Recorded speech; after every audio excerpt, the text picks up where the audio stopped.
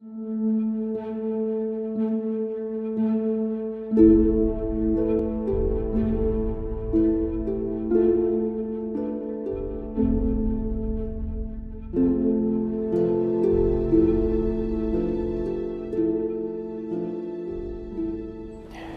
promised last time that I would come back to discuss or to observe and wonder about and be amazed by 3 moments of fatherhood.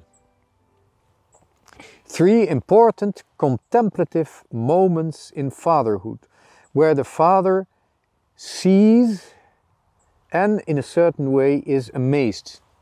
There's 3 moments of seeing that cause a certain ecstasy, a kind of leaving himself, forgetting himself with the father. And these moments, the father has to make a choice.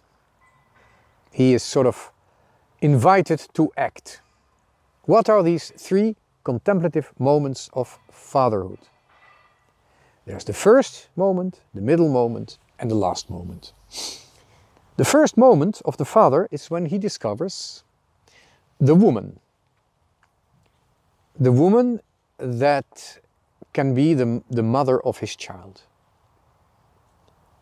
And this encounter with the woman and the growth of his love for this woman during all these encounters, that is the history of love, that is the history of commitment to a woman, it's the history of marriage. But the seeing, just like with Adam when he sees Eve for the first time, is always a kind of ecstasy, losing yourself in something new, in something amazing, that is going to be surprisingly important in your life. And we cannot deny that for man, the visual aspect, seeing, is very important. It's described in the Bible several times. We have the expression love at first sight, and there's a very sort of natural background of that expression. So that's the first moment, the encounter with the future mother of the child. And it is the choice for the woman, the choice of the man to be faithful to this woman who is going to be the mother of his child, their child. And the childhood, the fact of having children, requires also this faithfulness. So the faithfulness that is the faithfulness of marriage is not just a matter of love and loving someone without condition, but it's also like a duty. It's a duty with respect to the children that will be born. Whatever may happen in life, but that's the resolution of marriage. The faithfulness is towards the woman, saying my love is and will be strong enough to be faithful, and I will await children that this mother might have from me. And then comes the second moment. Men and women are constructed in such a way that although the mother feels the child first, she's the first one to feel the child in herself, in her most intimate self, in her own flesh. She feels the child, she touches it from within.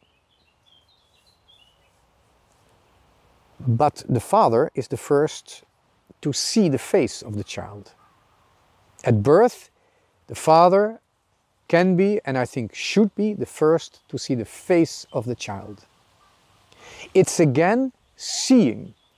It's the second moment of seeing. After this discovery of his wife, there is the discovery of their child.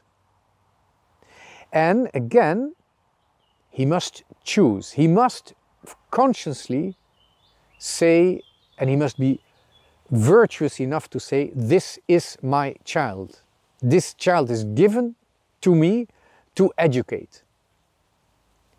It is the child that God entrusts to me to become an adult person. It's again a moral choice. And for the mother, of course, there's a moral choice too, but it's not so much in a moment. It is, the choice has, well, of course the father has chosen it already, but the birth is really the moment of his choice. This is my child. Whereas the touching of the mother, the experience of having a child inside, of course, it's a completely different rhythm. It's not just one moment saying, okay, I'll accept this child. She is already intimately related to this child. They are one. The child is really part of herself. And she has to let it go at birth to a certain extent. But for the father, he has the most important moment in this pregnancy for the father. It's not even the beginning of this pregnancy, where he, of course, is present.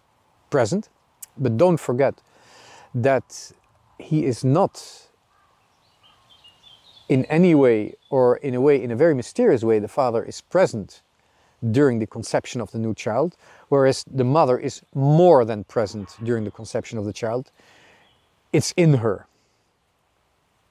So the rhythm of nature and moral life is very different for women and for men. That's why they can be complementary in such an amazing way. But the father has to choose.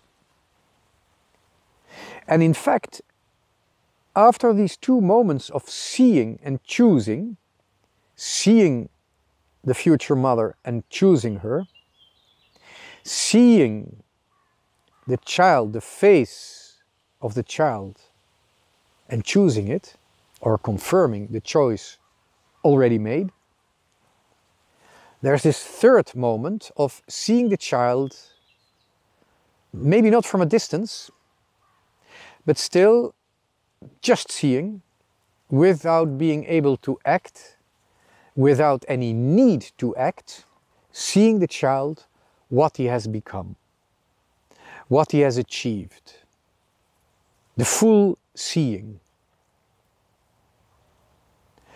Those are, in a certain way, 3 points in the rhythm of life that we see in many other spheres. In work also, although work is something completely different than making a child or having a child or receiving a child. That's why when we say to make a child, it's kind of a funny expression. You don't make a child, you engender, conceive or beget, or you receive a child from the Creator, but you don't make a child. You make a chair, you make a car, you make noise. Even so, it's a completely different world, but in the artistic world, and in fact everywhere, you will see this kind of, when something is evolving, there's always these 3 moments: a beginning, a middle moment, and an ultimate final moment. And the final moment of our universe for us will be when not just the Son returns to the world, but we return to our Father. And it will be an encounter of seeing each other face to face. And the Father and the Son of Man will see how their education in the Holy Spirit, their gifts of the Holy Spirit, and the trials that they granted us to fight for the Holy Spirit and prevail, they will see how all this has shaped our new face. That is the end. Seeing God, who is the beginning of all things, and seeing what all things, including us, have become.